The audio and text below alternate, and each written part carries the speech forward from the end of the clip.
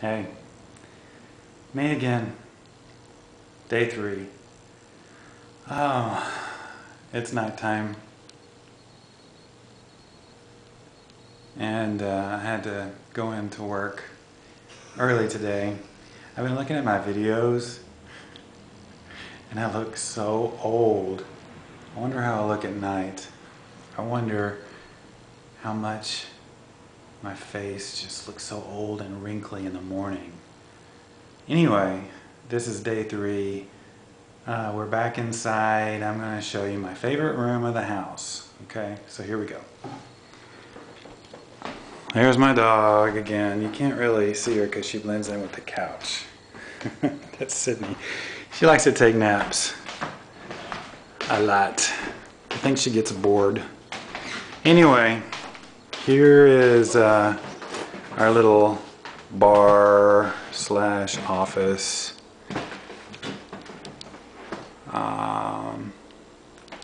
Yeah, anyway, and this is our hallway. There's the kitchen I showed you yesterday, and there's the bathroom, and that's a hole in the wall.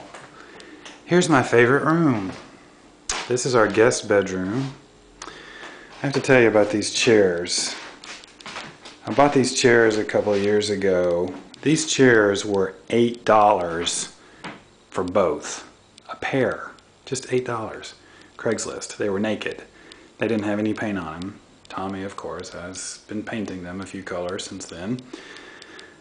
$8 for those 2 chairs. Alright. So anyway, this is my favorite room. And the reason why it's my favorite room is because it's very cozy and homey. We tried to make it old-fashioned, but we just got a treadmill because I'm really fat and I gotta lose weight, so that's the treadmill. But another reason is because these are my parents, and when I'm in here I like to look at them when I'm laying on the bed thinking. And these are, I don't know if you can tell too much. That's my dad, and that's my mom. And this was like back in the 50s. I'm trying to get the lighting just right. But I had these pictures copied. I hope it's focused. Okay, that's my dad and my mom. Anyway, this is their glamorous photos, portraits from, I guess, the 50s. And I like them. Alright. Tommy decided to put lights on the bush outside at Christmas, and thought it would be a good idea to keep it that way. I guess it's kind of cool. This is one of my favorite pictures because when we lived in Palm Springs, I used to see it every day, and it just kind of reminded me of the new adventure that I was on with Tommy in Palm Springs. So there you have it. And in the daytime, on a clear day, you can't see anything right now. It's dark, but except for the lights in the bush.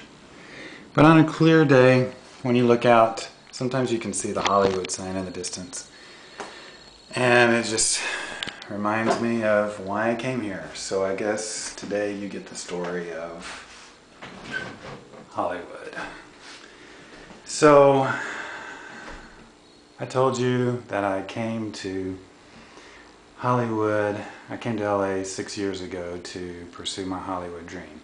I didn't come here to be an actor or anything crazy like that.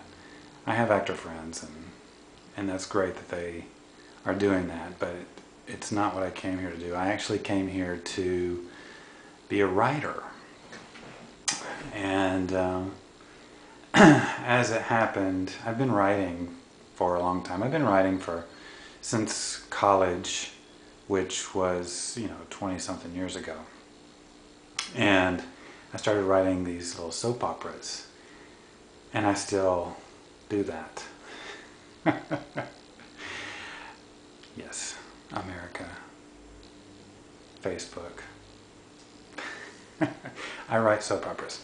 Anyway, I've been writing for a long time, and you know, just here and there through the years. And a few years ago, I met my friend Dave at church when I lived in Decatur, and I started writing with him. Well, we used to make some short films for church and different things, and got hired for youth conventions and different things. So I was writing for Dave in short films.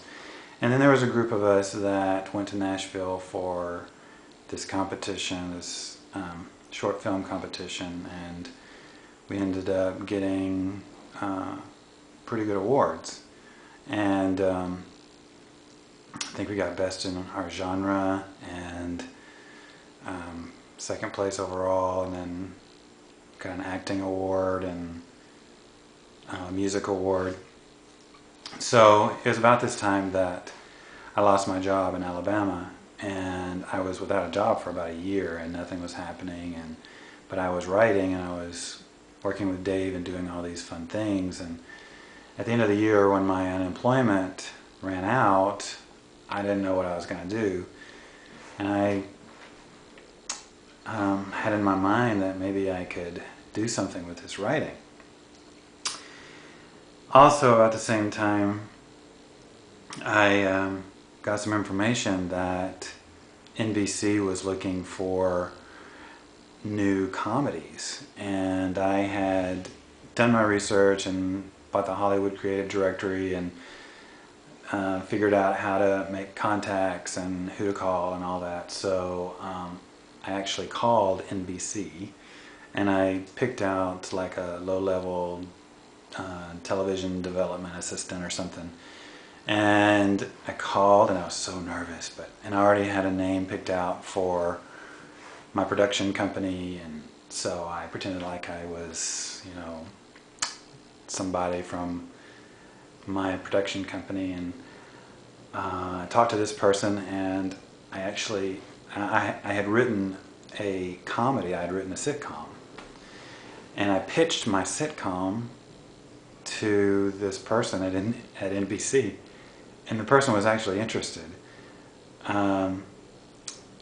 She said she was going to talk to her boss, so we hung up. About an hour later, she called me back. Her boss, she had talked to her boss. The boss had a few questions about my show, and I answered them. A little bit later, the boss called. It's like the director of television development or something called me and was asking me more questions. Well, as it turned out, he turned me down because he felt like my show skewed older than the demographic that they were looking for. And that was okay with me because I had 3 phone conversations with people at NBC who were actually interested in my show, and this is the first time that I had ever even tried to, you know, sell this show that I wrote, and this is just little old me in Decatur, Alabama. Anyway, so that was kind of like the fire that was under me at that point, and so I finally made the decision to move to LA. So I did, and like I told you, I lived in some dumps and did my thing, and I just, you know, I did this town. And I looked for jobs, and in Hollywood I followed up on everything. I had this little radio show on the internet for a little while. It was just a big scam, but anyway, that was one thing I did, and I got taken on a ride, you know, falling into things that were scams. But anyway, I ended up being an extra through Central Casting in Burbank and started working on a lot of shows, and that was a lot of fun. Made a lot of friends, and one of my really good friends, Jerry Taylor, I met being an extra. He's still a friend of mine, and I made other friends through Jerry, and that's a whole other story. But anyway, so I was an extra, and for all these different shows. But my writing wasn't going anywhere, and all I was doing was being an extra every day. And I won't tell you how much it gets paid, but it's not much at all. It wasn't. So, but I remember one day I was working on Desperate Housewives, and we were shooting in a country club in Tarzana. And I remember, that most of what you do as an extra is, most of your day is sitting around with all the other extras. And these are all these young 20-somethings trying to be the next big thing in Hollywood. And it got kind of boring. And I remember at the end of that day shooting with Desperate Housewives, I was driving out of the parking lot just thinking, I am so bored. And my mind is wasting away. I wasn't doing anything. And I realized at that point that it was time for me to make a change. And that's when I went back into my career in mental health, and things started going in that direction again. And that's my dog, if you can hear her. Let me give you a little side note. My dog hears our neighbors, and then she has to go look for them in the floor. Can you see her? She's looking for the people that she hears next door. Anyway, back to me. So I realized that I had to do something with my mind. My mind was wasting away, and being an extra was not nourishing my mind. So I went back into my career in mental health. And I remember my good friend Terry. One day I was talking to Terry about my writing, and whatever. And one thing that Terry told me that really stuck with me was, if it's not a passion, why do it? Why pursue it? And it was at that point that I realized that writing, although I love writing and I'm very passionate about it, but I'm not driven, I'm not passionate enough to make it in Hollywood. I'm just not. It's more of a hobby. And if something ever happened with my writing, that would be great, but it's not the passion of my life, I realized. And so that was when I was able to finally put that to rest and able to come back to normal life. And so here I am with my dog, Sydney. He's going in the closet. My dog is in the closet. With my dog, Sydney, and my partner, Tommy, and we live in this cute little house in Beverly Hills. That was day 3. Come back tomorrow and I'll show you more.